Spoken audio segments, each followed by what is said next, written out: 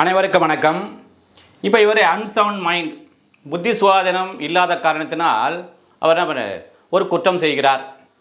அதே போன்று இன்டாக்சிகேஷன், குடிபோதையில் ஒரு குற்றம் செய்கிறார். அல்லது அவர் அதை புரிந்து கொள்வதற்கு பக்குவம் இல்லாத நிலையிலே ஒரு குற்றம் செய்கிறார்.